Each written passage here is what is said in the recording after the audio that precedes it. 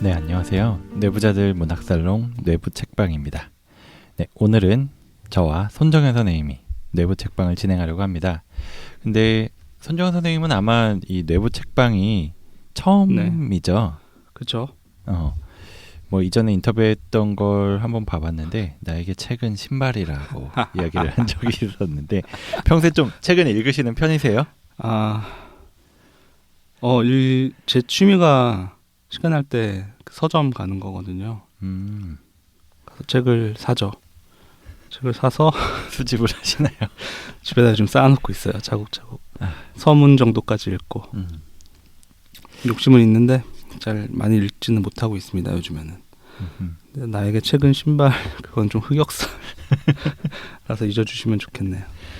네, 저도 사실 책 많이 읽는다고 얘기는 하지만 많이 사는 편인 것 같아요. 사기만 많이 사고 심지어 태블릿으로 볼 수 있는 그 구독을 할 수 있는 게 있어요. 뭐 책을 무제한으로 읽을 수 있는데 그냥 그 중에서 몇 가지만 볼 수 있는 그런 게 있는데 그것도 해서 처음에는 뭐 한 달에 한 권만 봐도 이득이다. 이렇게 해가지고 그거를 구독을 끊었는데 한 권을 못 읽는 것 같아요. 정액제 함정이죠. 뭐 리디 삐스 뭐 이런 거죠. 그쵸. 아무튼 네. 그거를 보고 뭐 많이 보기는 하지만 저도 역시나 뭐 한 달에 읽는 권수로 따지면 그다지 되지 않는 것 같습니다. 그래도 진료실에 책장에 보면 책이 엄청 많잖아요. 이것저것. 저는 처음 들어보는 작품들도 많던데. 아무래도 저희 멤버 중에 제일 책 많이 읽는 사람은 압도적으로 우리 윤희유 선생님이 아닐까. 진짜 좀 찔리네요.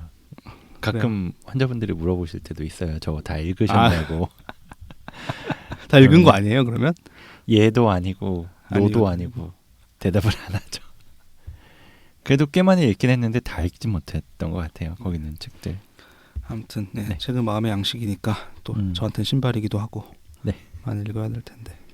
그래서 오늘은 좀 어떤 책을 우리 윤희유 선생님이 가져오셨나요? 네, 오늘 이야기해볼 책은 알베르 까뮈의 페스트라는 책이에요. 혹시 이 알베르 까뮈의 책을 읽어보신 게 있으신가요? 뭐 이방인, 페스트 뭐 등등 작품들이 있는데 페스트는 제목만 그리고 그 줄거리만 알고 있고 이방인 읽은 기억이 나네요. 제일 대표작이죠. 네. 그래서 이 알베르 까뮈라는 작가는 제가 정말 좋아하는 작가인데요. 네. 뭐 이방인도 있고 페스트도 있고 정의 사람들이라는 책도 있고 그거는 이제 연극 작품이라서 저희 연극반에서 한번 공연을 올린 적도 있어요. 제가 출연하진 않았지만 그래서 좀 익숙하기도 하고 정말 좋아하는 작가예요.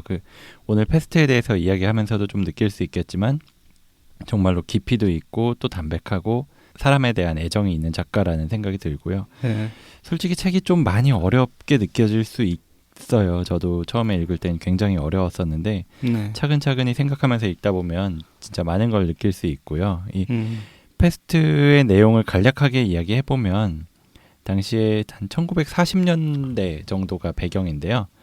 그때 프랑스의 식민지였던 알제에 오랑이라는 도시가 있는데 그 도시에 페스트가 창궐하고 정말 많은 사람들이 죽고 질병에 맞서 싸우고 그리고 회복하는 내용을 담은 책이에요.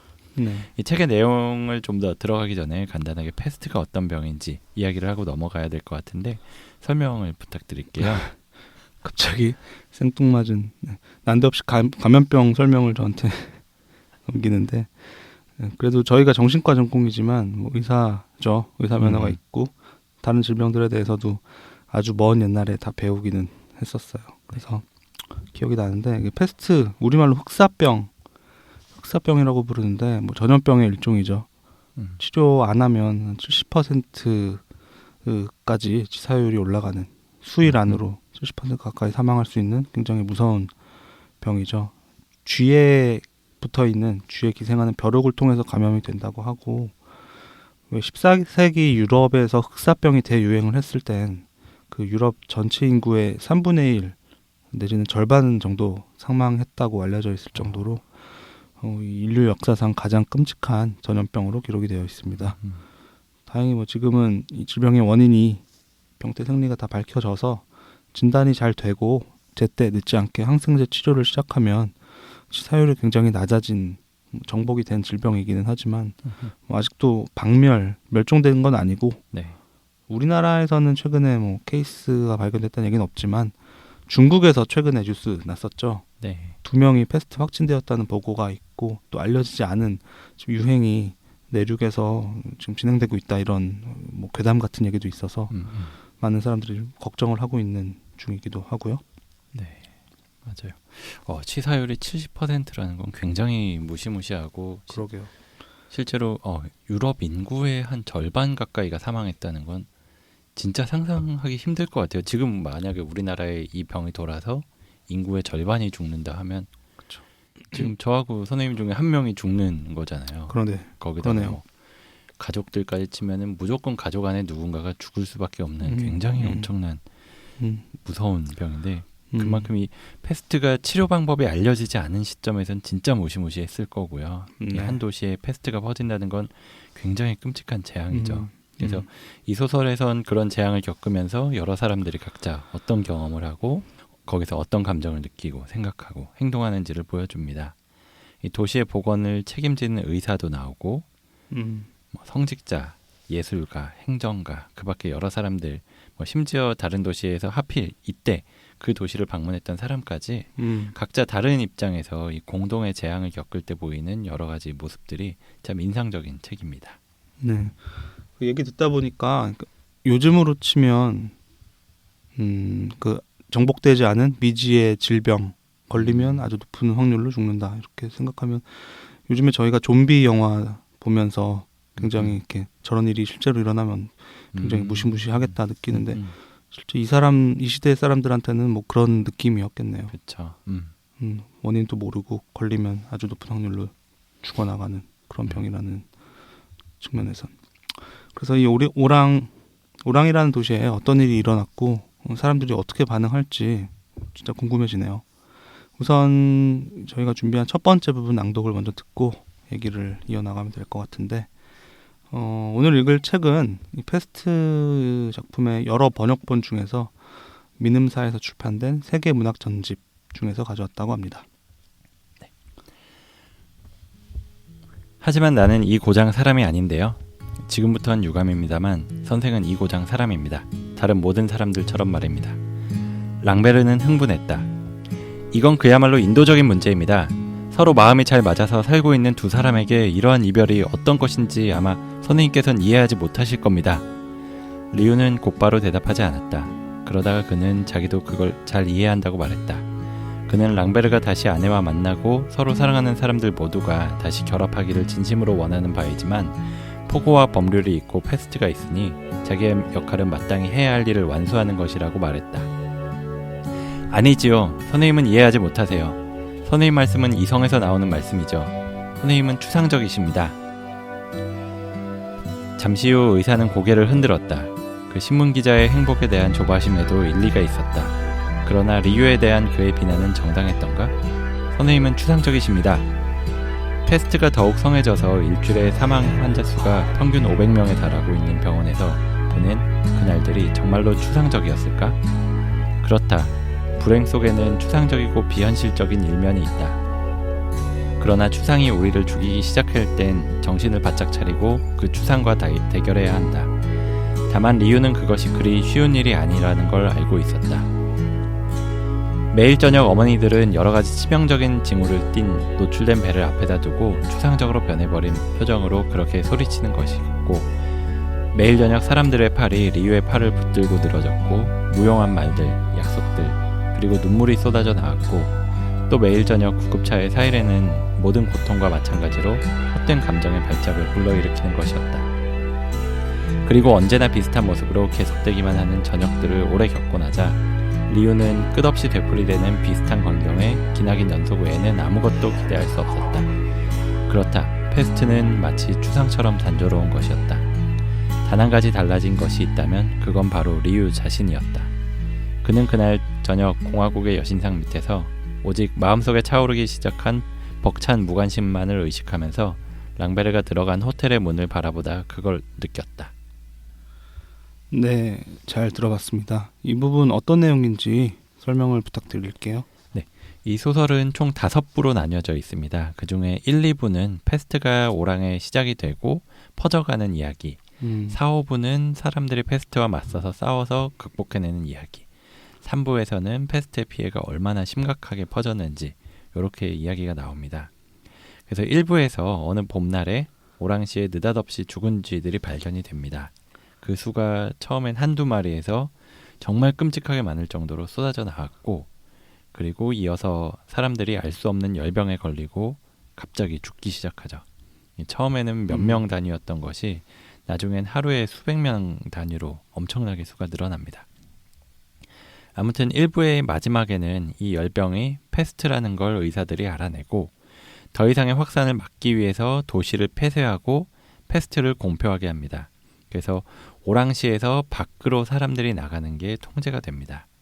그러자 다른 도시에서 오랑시로 취재차 왔던 기자인 랑베르는 자기는 원래 이 도시 사람이 아니다. 그리고 자신이 패스트에 걸리지 않았다는 것만 확인해 달라.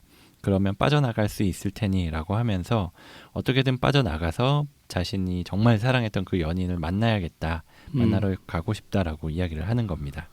그래서 의사인 리유에게 본인이 멀쩡하다라는 걸 확인해 달라고 부탁하는 장면이에요. 그래서 이 기자인 랑베르로서는 이 상황이 진짜 당황스럽고 억울하고 답답하고 공포스럽고 그럴 것 같기는 하네요. 본인이 올 때야 원해서 온 거지만은 그냥 취재하려고 잠시 들린 도시인데 여기서 이런 사건이 일어나고 밖으로 나가지도 못하고 이 패스트가 다가오는 이 위험 속에서 갇혀 있어야 된다는 게 어쩌면은 그 사랑하는 연인을 이제 다시 못 만날 수도 있다는 그런 사실이 정말 믿어지지 않았을 것 같아요. 저 같아도 누구라도 랑베르처럼 어떻게든 벗어나고 싶은 마음이 들고 그런 노력을 했겠네요. 그렇죠. 생각해보면 진짜 여행하다가 그 도시에서 갑자기 이런 일이 생긴다, 뭐 테러가 일어나서 도시가 마비된다 막 이러면 굉장히 당황스럽고 무조건 나가려고 할 텐데 나갈 방법도 없으면 정말 무섭고 답답하고 그럴 것 같아요.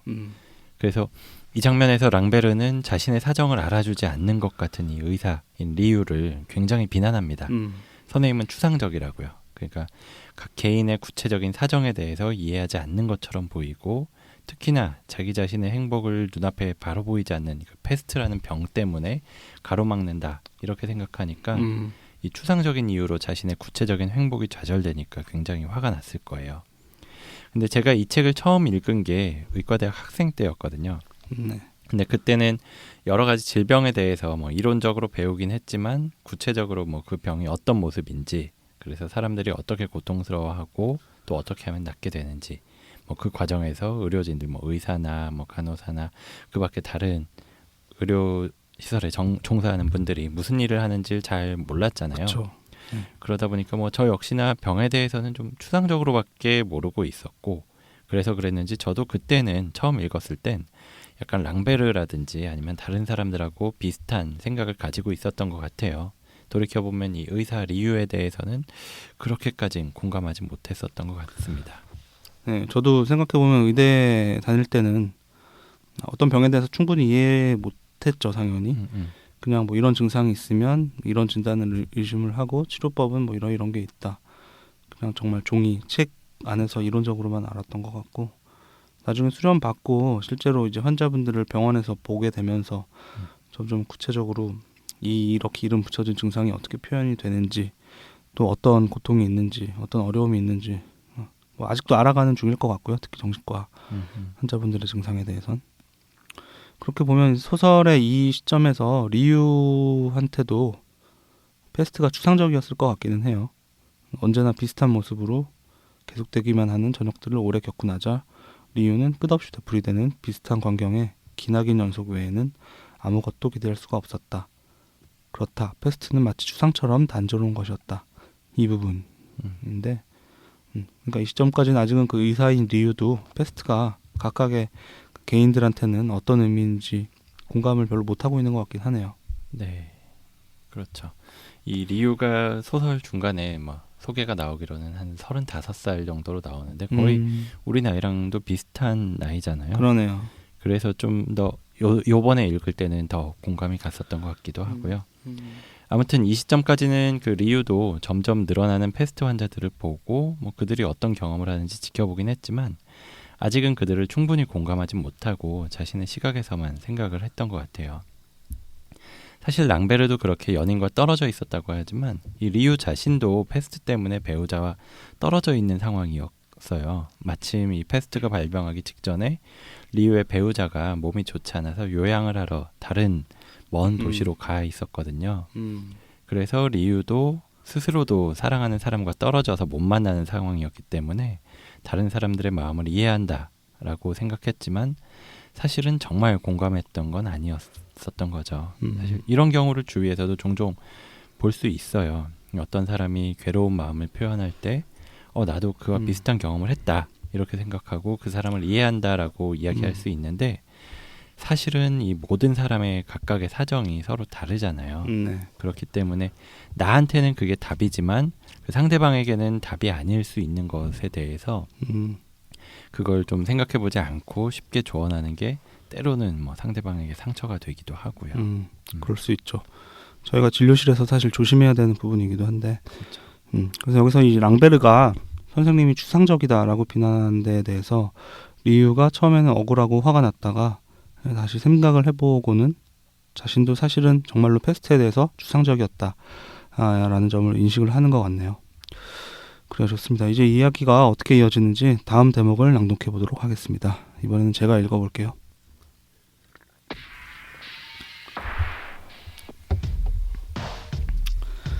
단지 어린애만이 온 힘을 다해서 발버둥 치고 있었다.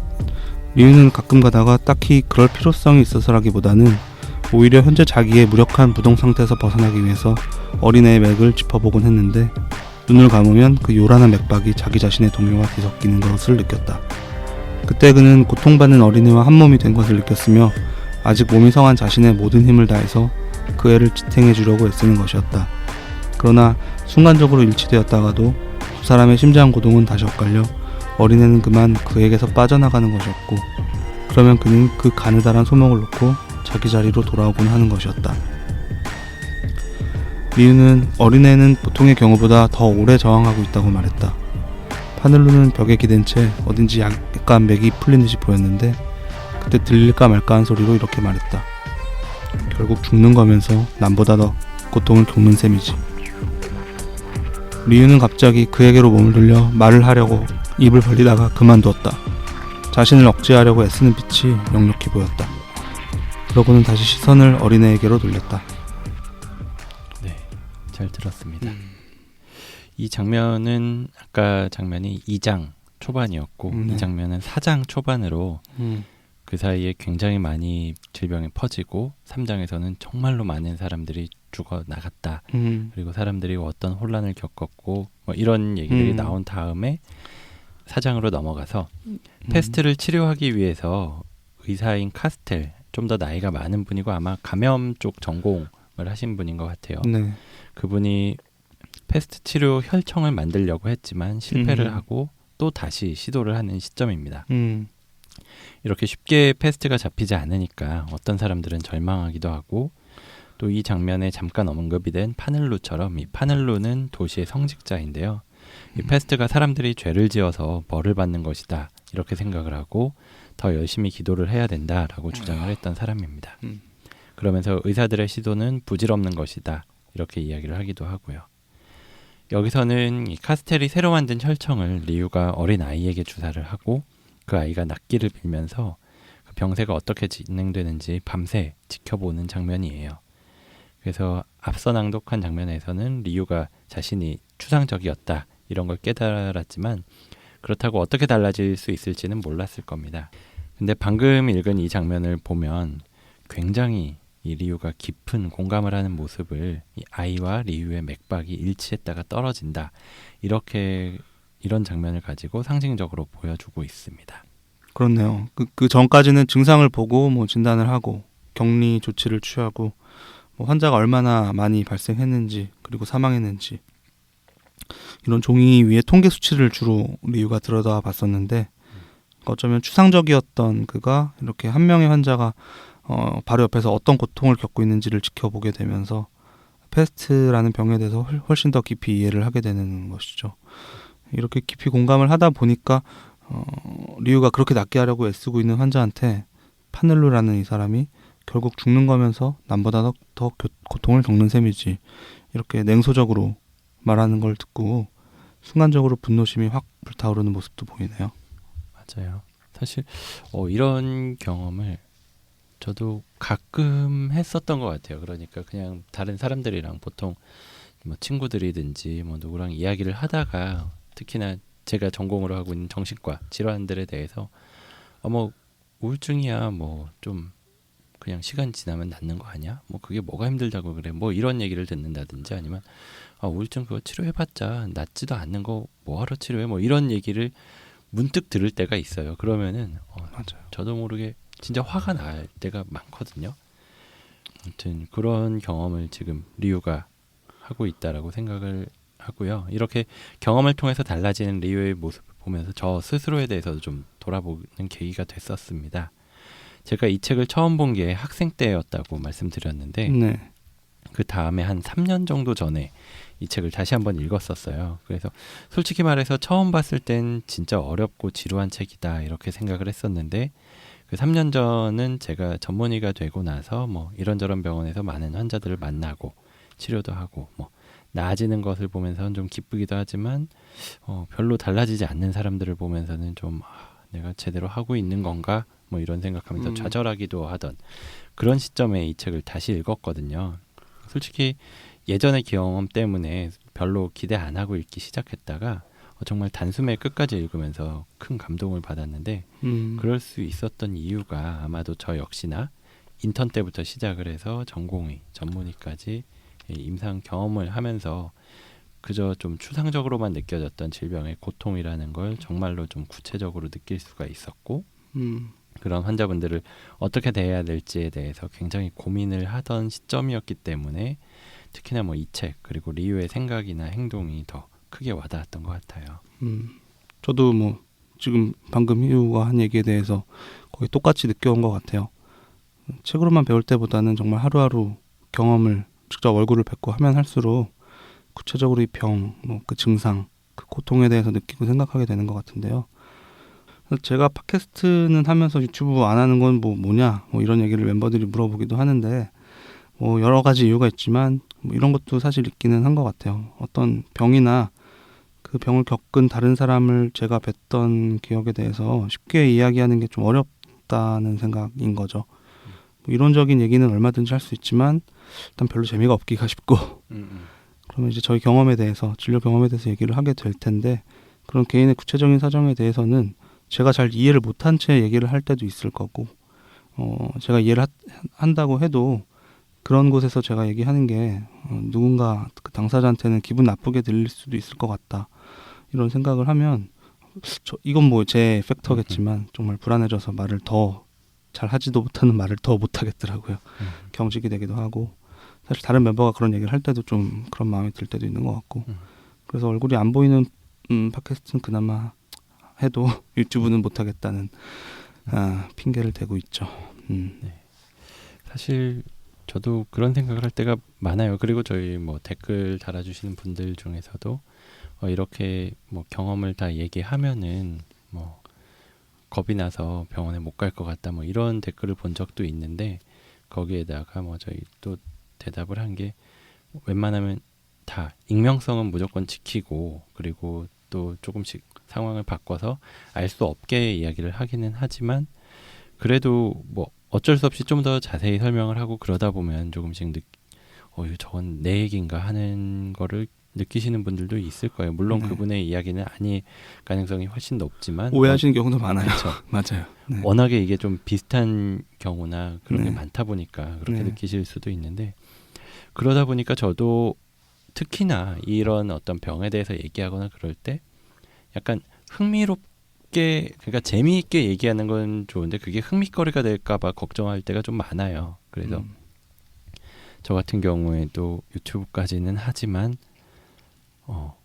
뭐 방송이라든지 아니면 인터뷰라든지 이런 게 오면은 되게 하기가 겁나고 웬만하면 안 하려고 하기도 하고, 제가 하고 싶은 말을 그냥 그대로 할 수 있는 저희끼리 하는 방송은 좀 하지만 그렇지 않은 경우는 좀 조심하는 것 같고요. 네.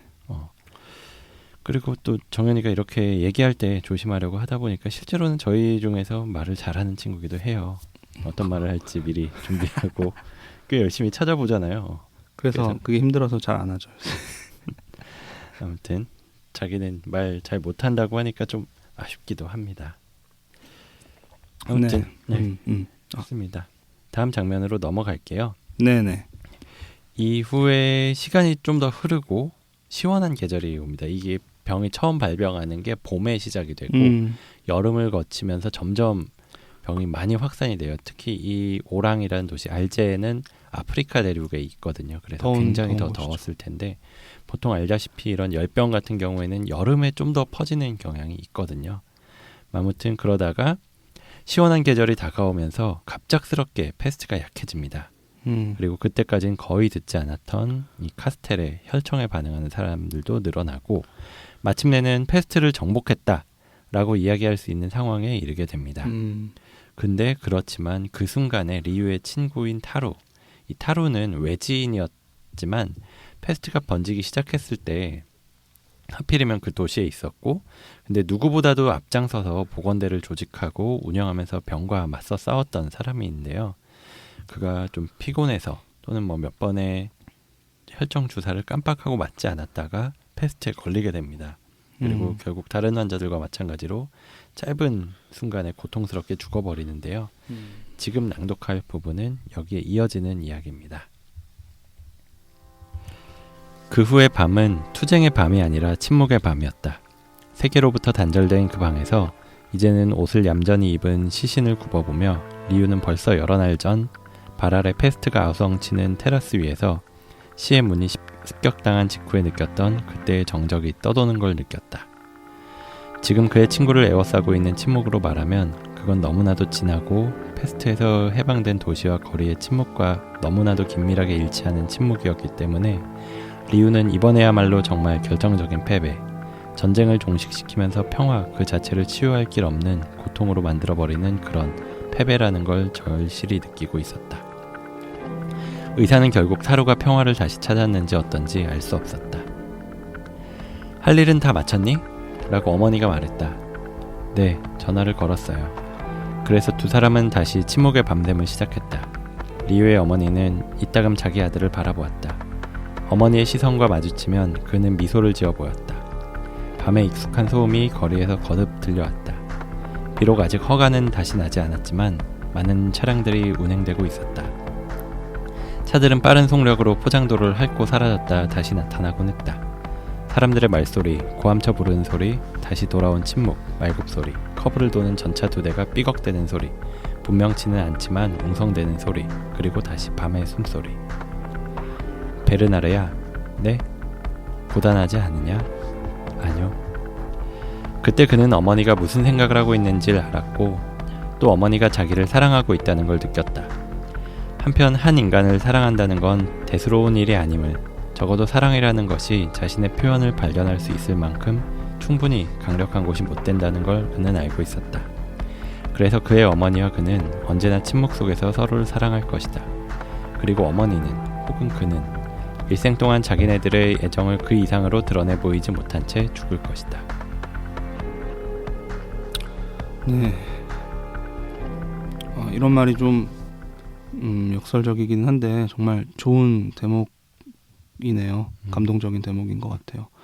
물론 그 리유의 친구 타루는 죽었지만 이 장면은 너무나 비극적인 슬픈 장면이기는 하지만 이 순간 이 밤에 리유를 위로하는 어머니의 말이 정말 따뜻하게 느껴지는 것 같습니다.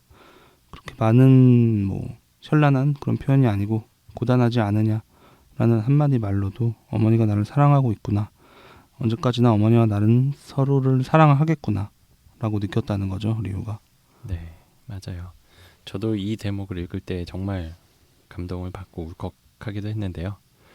때로는 정말 구구절절하게 막 긴 이야기보다 이렇게 짧은 말 한마디에서 크게 울림을 느낄 때가 있거든요.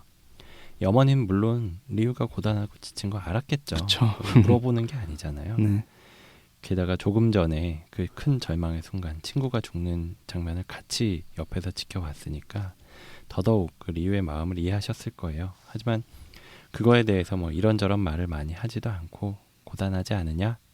이렇게 던지는 말 한마디 위로의 말이 얼마나 좋은지 저도 여기를 읽을 때 제가 마치 이 말을 듣는 것 같은 기분이 들어서 굉장히 위안이 많이 됐었던 것 같아요. 네. 정말 때로는 어떤 뭐 많은 여러 가지 말보다도 그런 따뜻한 위로의 그 한마디, 사실 말이 아니더라도 그 내용이 중요한 게 아니고 상대방을 아끼는 그 진정한 마음이 크게 와닿는 것 같아요. 그게 말일 수도 있고 뭐 시선일 수도 있고 하나의 손짓일 수도 있을 것 같은데 여기서 어머니가 그런 역할을 보여주신 것 같아요. 윤희 선생님이 그렇게 위안이 많이 되고 울컥했다고 하니 저도 한번 제대로 읽어봐야겠다는 생각이 드네요.